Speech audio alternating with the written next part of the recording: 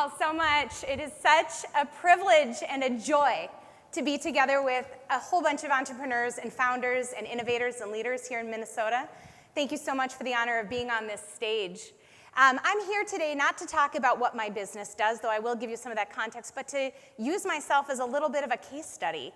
And I invite you to take whatever pieces of my story might make sense to incorporate into yours and leave whatever doesn't work. So the agenda today, if my clicker will click, am I clicking correctly? Do I need to point it somewhere specific? There's a green arrow and I'm pushing it. AV? Okay. This is when I should just pose for a good authoritative, I'm a keynote speaker photo op. No double chin, confident, joyful. Oh, there we are. Okay, excellent. All right, so the agenda is I'd like to start by providing a little bit of context based on who I am and what I do so that you understand the content I'm going to share with you today. And then I'm going to talk about two topics that dovetail together and that I didn't set out to become a speaker talking on these topics, but as I do what I've done in being myself and building a personal brand and then building a business on top of that, I've been asked along the way, how do you do what you do? So eventually I turned that into some slides and some content, and that's what I'm going to share with you today, and I hope it's going to be helpful and valuable to you personally and to your business. And then I'm going to talk about what that means in terms of trust equity, which is a bit of a terminology I've created to define what it means to build trust and value that creates dividends in your life and in your business. So first, I have to start by asking you to celebrate with me what an epic year 2022 is for Jennifer Zick. First, I'll be 25 years married this summer. Yes, that's huge. We're going to Fiji. We're going to Fiji. So God willing, if COVID and the world cooperates. I'll be 10 years cancer-free this December. So yes, that's a big thing to celebrate. 5 years in business, we just celebrated in March. That was an epic milestone and something that we had a really fun day and year celebrating at Authentic Brand. And then as the cherry on the top of it all, I am the one and only speaker at this event that does not have author, speaker, or keynote in my title on LinkedIn, so it's such an honor to be here, and it's a privilege. And if I'm less polished or less excitable than the other speakers, you'll understand why. This is not what I do for a living. So I'm here representing the entrepreneurial community in Minnesota, and all of you are my peers and friends, and I'm grateful. This is my big why. This is my family. We live in Chaska. My 3 kids, my oldest daughter, Evelyn, is a student at the University of Wisconsin-Eau Claire, and my 2 boys are hockey players. And I was never going to be a hockey mom because I grew up in outstate Minnesota in basketball land where I was a basketball cheerleader. But that's another story for another day. And then my husband, Ryan. So this is why I do what I do, and I want to create the relationships I have because I want to live my life with no regrets, and I want to love what I do, and I want to share with my kids the joy of doing passionately what I do every day, and let that be a representation for them to pursue their dreams as well. So about Authentic Brand. I started Authentic Brand 5 years ago. You'll hear a little bit about my journey up into that point later. But Authentic Brand, like you already heard, is a community of fractional chief marketing officers. So my team of marketers are much more brilliant than I ever was as a marketer, and they work with our clients across the country, across industries, providing marketing leadership expertise as a member of the leadership team on a part-time retained basis. And we say that we lovingly help great businesses to overcome random acts of marketing and confidently take the next right step in healthy growth. And don't try to read all this. This is just a backdrop to say the why of what we do at Authentic Brand is not just to create a marketing strategy or even to execute the tactics or even just to build the team and programs. The why of what we do is to partner with our clients and take their arm on the journey of building marketing maturity that helps them to build high-value businesses, high-value brands, and make an impact in lives and in the world. And so we take them on a journey of transformation and maturity building. And today, some of what I'm going to share, I'm angling it specifically to the heart and mind of a founder, because that's who most of you are, and entrepreneurs. And all of you are somewhere on this journey of brand building, from your brand being a name and a logo to moving toward being an absolutely category leader and a compelling story that nobody can top. And you're moving your message from being your founder's story to a truly unbeatable story in the competitive landscape. So today I'm going to share with you some of what I've learned through the story of my own experiences about what it means to be a founder that starts a business, that starts with the personal brand of the founder and builds into a business brand that's unbeatable. All right, so we're going to start with personal brand, and this is where I'd like to provide a little context about why this topic is important to me. The term personal brand gets a bad rap because of a lot of influencers that are doing it for the wrong reason, to sell something, sell a concept, sell a product. But personal brand is really all about how you show up in the world. It's the promises you make as an individual and how you live that out with integrity. And the reason, this is hard for you to read, and I don't expect you to read it all, but this is why I do what I do as a business owner. It's not to sell marketing services. It's because I want to love people well. And loving people well is creating jobs for people that creates wealth for families and solves problems for businesses that are changing the world in big and meaningful ways. And I want to be able to demonstrate that love as an entrepreneur to the world. And so the real blessing for me is not in just growing and scaling a business, but it is hearing from people that in the how I do that and the how I show up through my personal brand is making a difference for them. So that's what really feeds my soul. And my story begins with some people in this room that are really precious to me. I spent 13 years in a company called Magnet 360 here locally that some of you might know, with a couple of founders who are here today. And in that business was where I started to learn about entrepreneurialism from what I call the second row seat. I wasn't an owner, I was an employee in that business, but I got to spend 13 years moving with them through many cycles of evolution on the entrepreneurial path. And I learned then, when we were all in our 20s with no money, no connections, no experience, but no problem, we were going to build something that meant something, and we were blessed enough to do that. I learned what it meant to keep a promise as an entrepreneurial business, because that team did that really, really well. So that was the early stage of my career, 13 years of building credibility. I moved on from there when the company was in a good, healthy position to be acquired, which they did very successfully. I was making plans for myself to move on from a company I'd been with for 13 years through my earliest career. People I loved, they were a family to me.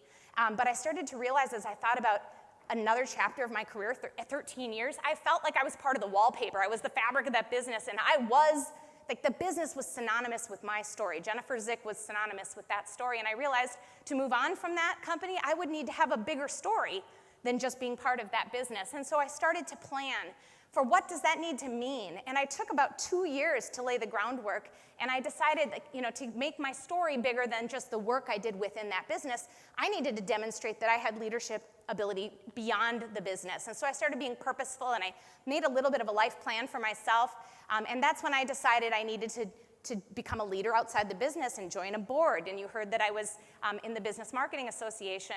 I knew I needed to work at getting some credibility. I was honored to be awarded the 40 under 40 while I was still under 40, just made the cut on that one. But started to try to layer in my story and started to try to interact in communities and conversations outside the walls of my own business. And that really helped me move on into a couple other roles with mid-market and large global enterprise firms before I started Authentic Brand. And what led me to start Authentic Brand, I would love to say that I was a super brave and inspired entrepreneur who just decided to take the leap. But really, I was like a closet entrepreneur with a little seed of entrepreneurship in my heart, but I was not a risk taker. I grew up in a small town in Minnesota in a blue-collar community, and I was the first in my family to graduate college, and I didn't have any professional mentorship around me other than what I had developed in my career. And I just never knew when would be the right time to start a business. I was raising 3 kids and adulting really hard, but I ended up losing a job for the first time in my life. There were several cuts made to the team that I was on in the Bay Area, and at that time I had 3 littles, and I was traveling all the time, and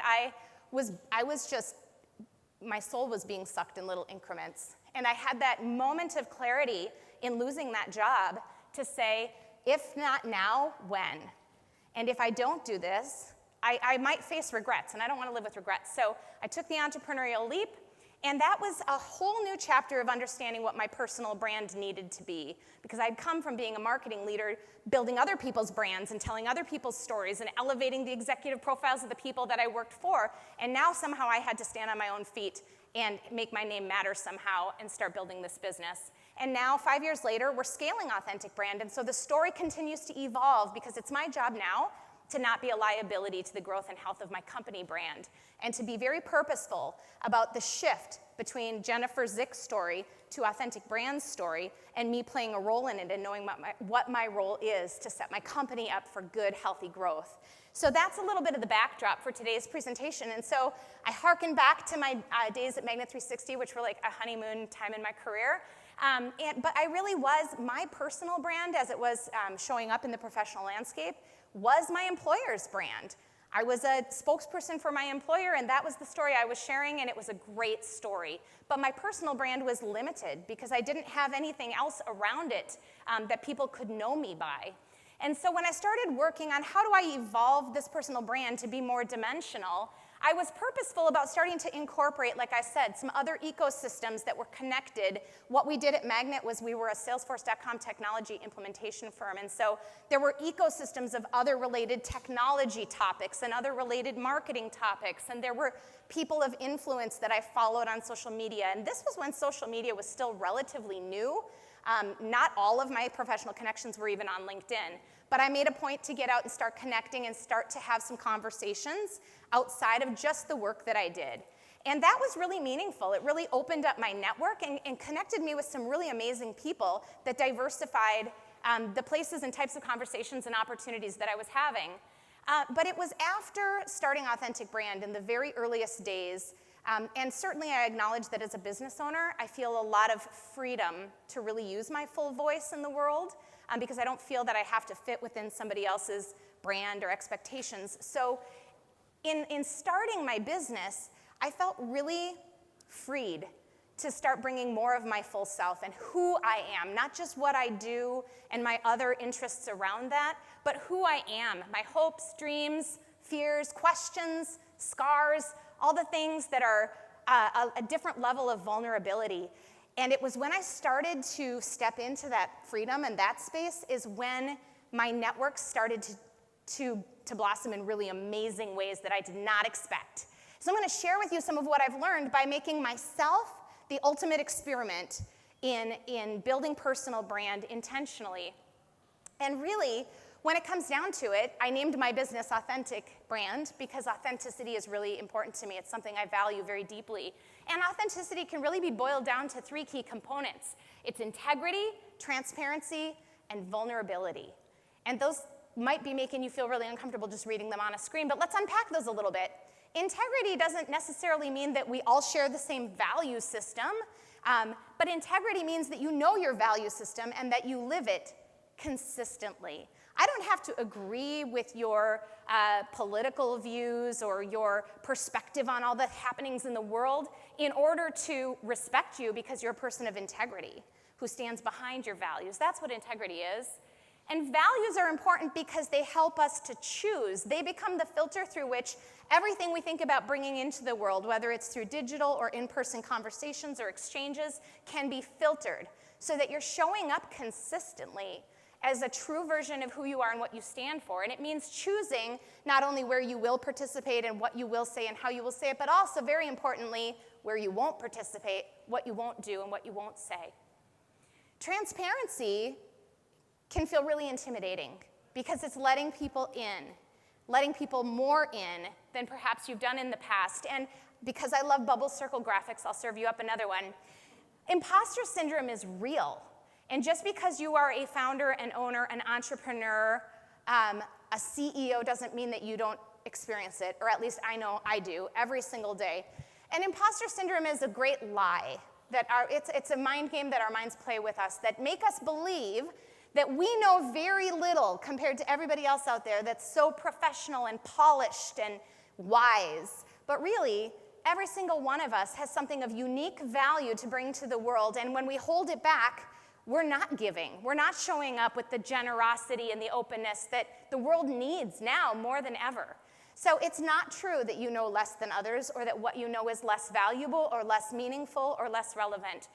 By bringing it all together is how we grow and evolve. All right, I'm going to give you a couple little pointers. I will say, I'll preface by saying, in the work that we do, because I sell services business to CEOs, most of what the examples you'll see in today's presentation come from interactions that I've had through LinkedIn, which is really the social media channel that I most often use. And doesn't matter what channel we're talking about today. I'm just using myself as a case study to point out some kind of universal truths across the board. So take what works for you, leave what doesn't, or apply somewhere else. That's perfectly fine. But because of the work that we do as CMOs, I will also preface by saying, usually when we first have a conversation with a CEO and their executive team, the conversation starts at the tactical level, and the conversation starts with, should we be on Instagram and Twitter or Facebook and LinkedIn or email and or direct mail, and really they haven't done the work yet of answering the strategic questions. So I want to just really quickly walk you through how to think about building your brand. Don't start by asking what channels and what tactics. Start by asking, what's my life-changing purpose for existence as a business? Then, who matters? Who do I want to matter to, and why should I matter to them or our business? And then, where do I find these connections? For me, LinkedIn is a big part of that answer. And then, when I make these connections, it is not what do I sell to them, or how do I turn them into a lead. It is, how do I serve them? How do I help them? How do I start building trust? So that later I have the opportunity to perhaps share how I could help solve a problem for them. So then the question becomes, a lot of tactical questions, but by the time we get down to channel is, well, what's my role as a founder or an executive in our business in terms of social media? A lot of executives hate social media, and they want the marketing team to handle that. But let me tell you this, you have a founder's advantage, and if you're not using it, you're missing out. Just by nature of who you are and the role that you play and the title you hold, you have access to connections that others in your company can't get. So I want to share some contrast and comparisons on social media between what happens when Jennifer Zick posts content and what happens when Authentic Brand posts content, and I want to share some of those learnings. So this was a podcast series that I got to co-produce with a partner, and on the right-hand side, you'll see when Jennifer Zick shares it to her network of humans who know me, the level of engagement, like nearly 5,000 views. When my business shares it, it's more like 330 impressions. And that doesn't mean we shouldn't be sharing it through the business channel, but the key takeaway on this is posts from people are more persuasive and valued than posts from a brand. We know the people in our network. Those are the people we look to for information that we trust. We buy and think and engage human to human, not human to brand. Your brand account plays a role because once the human on the front end of that brand has engaged another human, there's curiosity. They might want to drill down and understand what your business does, so that needs to exist as well. So key takeaway, social media networks are designed to connect people with people. And because of people-to-people connections of high trust, it trickles down into interest and influence into your brand. Okay, so now let's talk about what kind of content should I as a founder be sharing? And I didn't try to create a content strategy for social media. I just kept showing up every day with what was on my mind or heart and started to learn through the process. So sometimes I share thought leadership, which is kind of the go-to for what executives think they ought to be sharing. Content and thought leadership and subject matter expertise. And sometimes I share breakthrough moments in my business that are entrepreneurial celebrations, like when we broke through the wall recently and doubled our square footage. And sometimes I just share stupid, quirky stuff about culture or me personally, like when my kids flip through my phone and say, Mom, you're a weirdo. And you know what? The more personal the content, the more engagement. And the more engagement I get through more personalized content that lets people see who I am, the more they want to know what I do for business. So don't be afraid to be yourself. People are hungry for authentic connections. They're hungry to know who you are. I did a really scientific experiment because I wanted to back this up with data for all of you. And my scientific experiment was simply to go back and count and audit my posts over 2 months. And here's what I learned. Business-only content, which I try to make it have some personality and flair, of course, but business-only content in 2 months, I did 21 posts on that. They averaged 859 impressions each. Personal thought perspectives, culture, relationships, things that had humanness to them, I did 13 of those posts in the same 2-month period, and they had an average of 5,500 impressions each. So what you can see in that is that the personal perspective posts that let people in with some transparency outperformed the business posts by over 600%. And even though I posted fewer of those because I'm in a professional network and the content is professional, they still outperformed side by side 4 times as strong.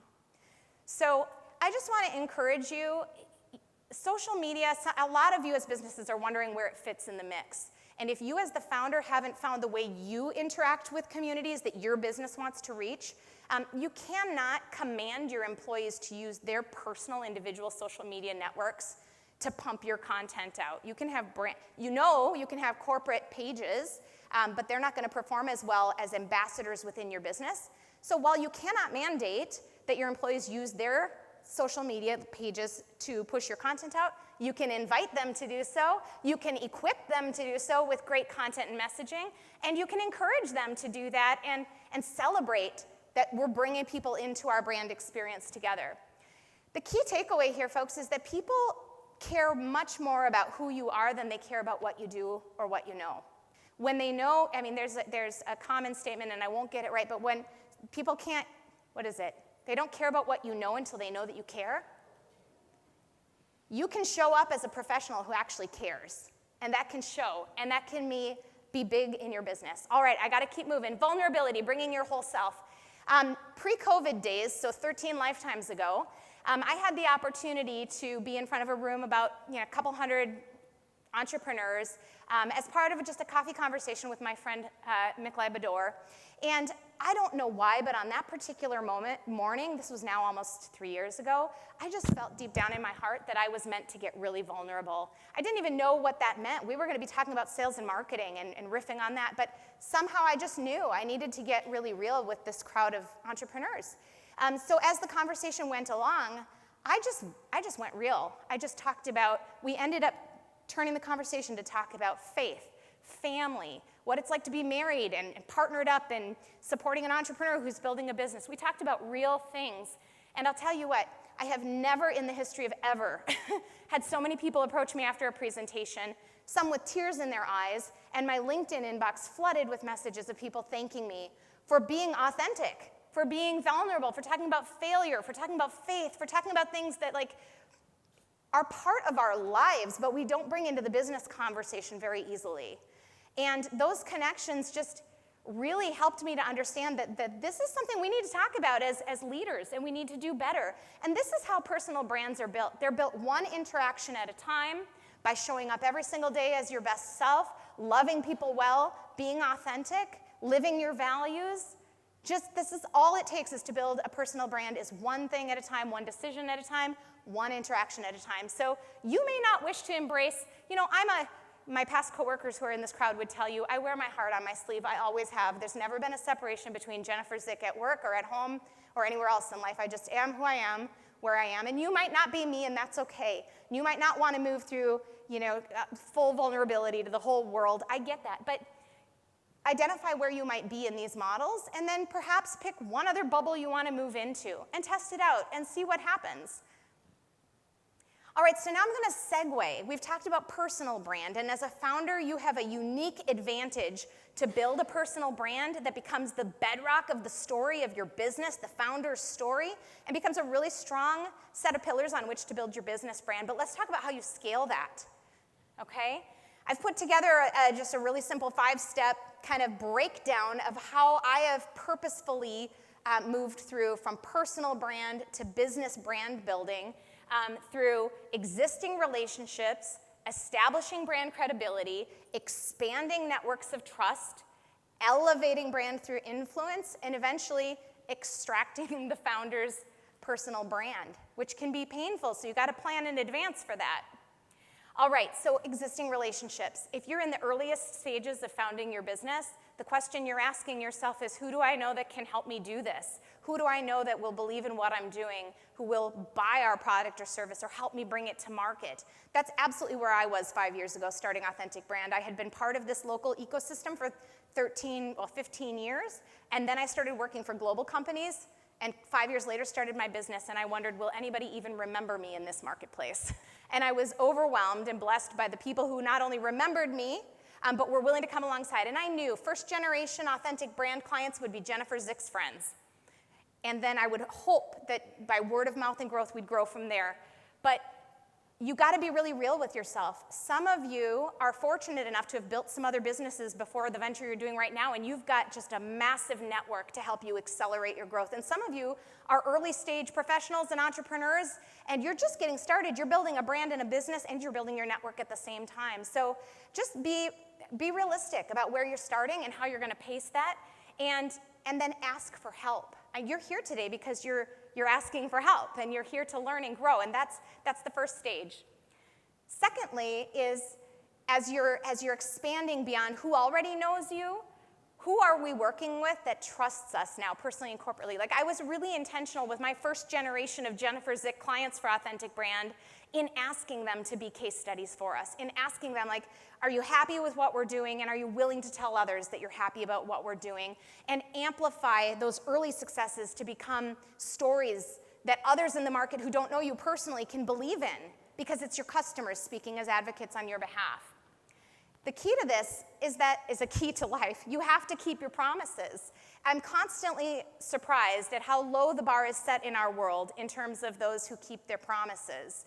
And this is that when I get a chance to mentor and meet with young people, college students, new business people, I'm just like, key to success number one, do what you say you will do. You'll win just doing that, right? In phase 3, when you think about expanding your networks of trust, the question is, who can help us scale?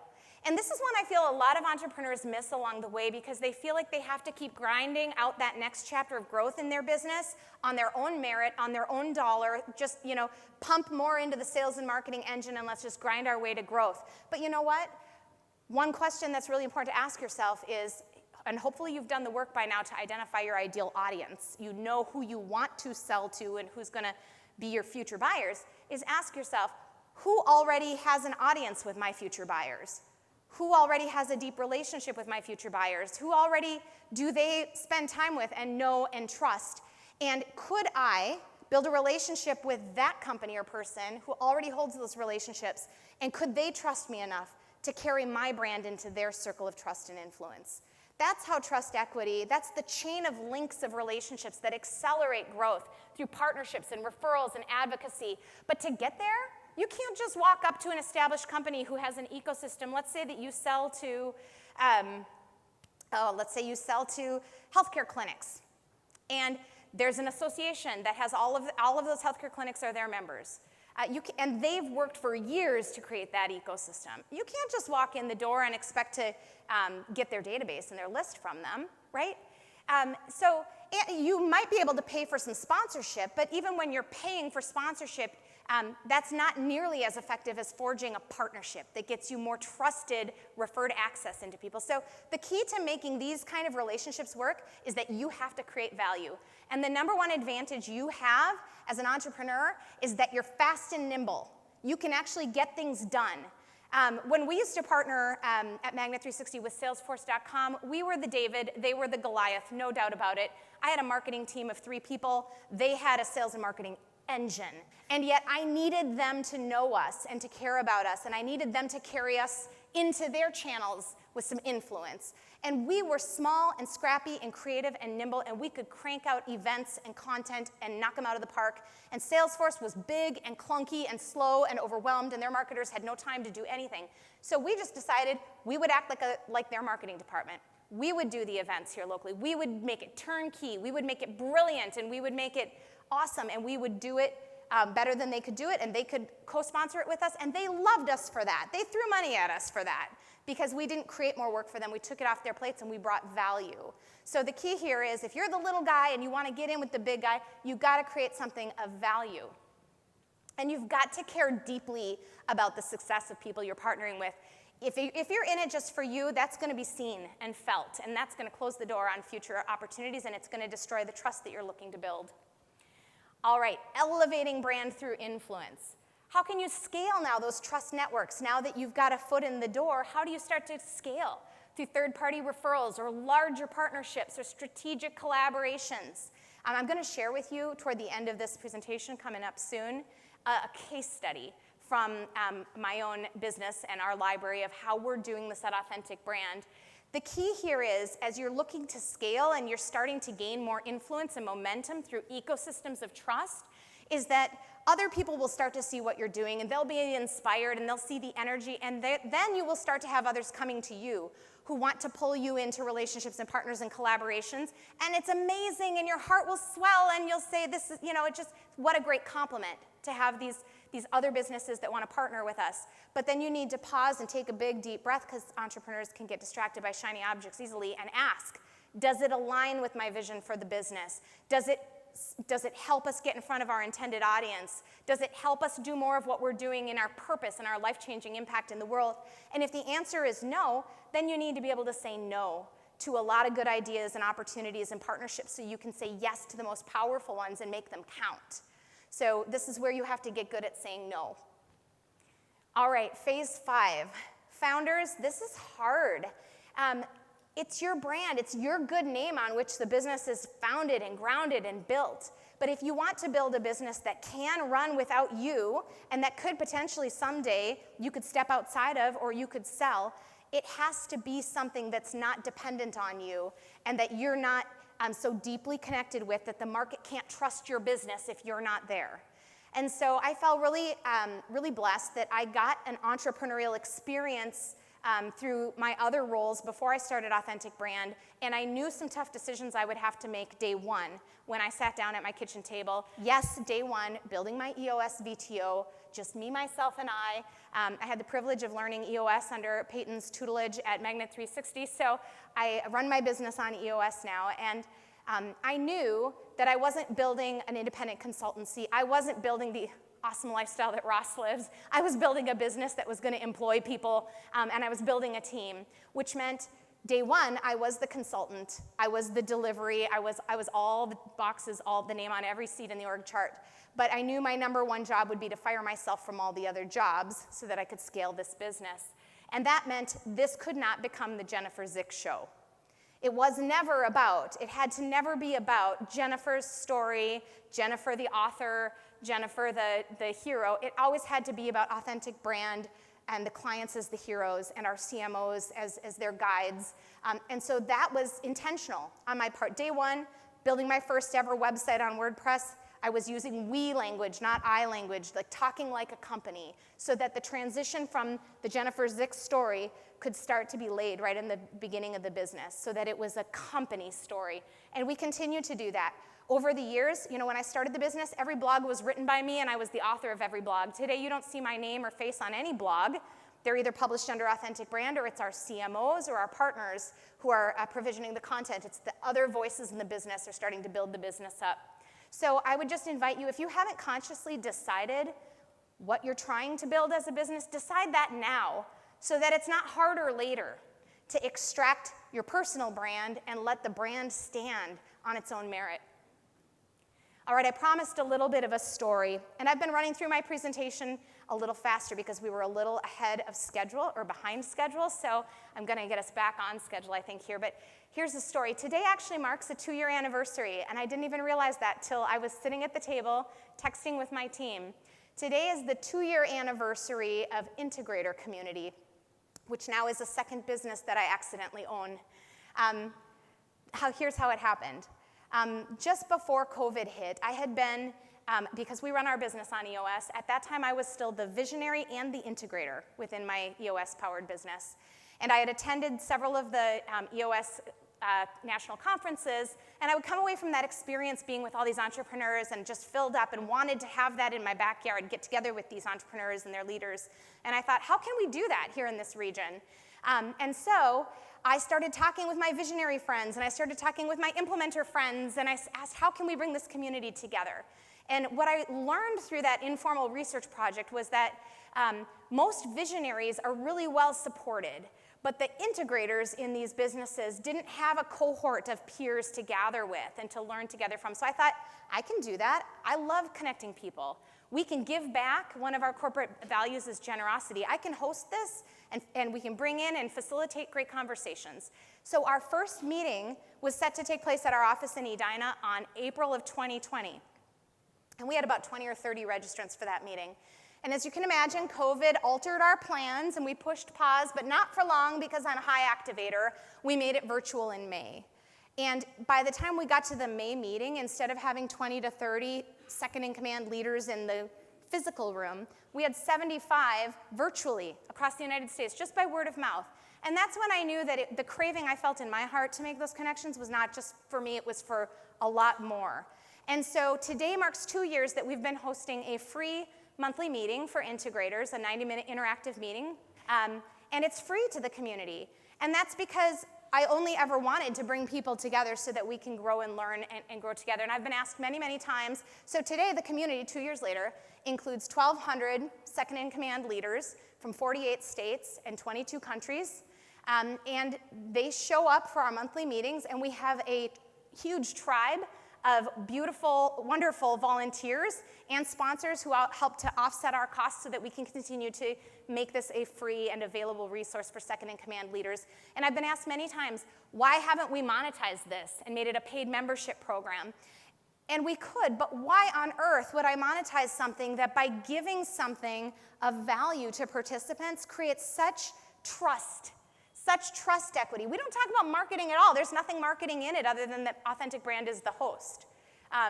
We just have an opportunity to be a host who offers something of value and connection and collaboration, and by doing so creates goodwill and community, and that goodwill spills over into becoming trust. And someday, when those businesses need marketing leadership help, they know who we are and they trust who we are because we've created something of value for them. So not everything has to be monetized. I know that can feel painful in a room of entrepreneurs, but sometimes the most valuable things that we create are the things we just give away, and that bring the kind of people who share our values into our world in a way that creates a groundswell. So I would invite you to think differently about what it means to build personal brand, what it means to create influence, what it means to build trust in your brand, your leader's brand, your business. Because ultimately, when you do it well, it creates a flywheel effect. You can start anywhere on the flywheel, but if you care enough to share yourself authentically with the world, and you focus your intentions, you don't just get scattered by every good idea or opportunity or relationship, but you focus your intentions, you give with a spirit of truly helping first, you expand then out of those early wins into broader wins, into more collaborations that intensify and accelerate your reach, and then you just have a broader ecosystem to care about and to continue to share back into. And that flywheel initially starts as the founder's advantage, but really is what turns into your business advantage. So wherever you are in your journey and your evolution as a founder, as a leader, as a brand champion, wherever your brand is on its growth, I hope there's been something in this presentation that you can take back and activate and not just delegate to your marketing person, team, or agency, but that you can live it out in a way that others can see that it's real. Because when you put something real out into the world, it attracts a lot of good things back. That's all I have for you. Thank you so much for the opportunity to be here. Way to go, Jennifer. Great job.